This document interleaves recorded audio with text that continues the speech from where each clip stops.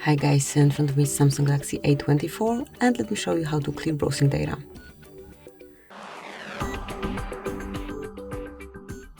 So at first open the browser that you're using, then click on More icon and select History. History, not Downloads.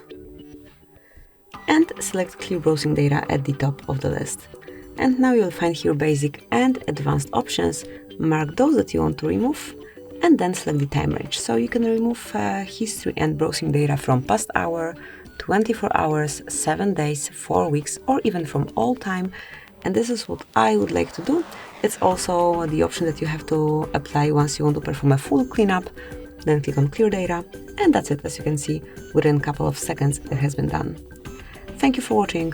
Please subscribe our channel and leave the thumbs up.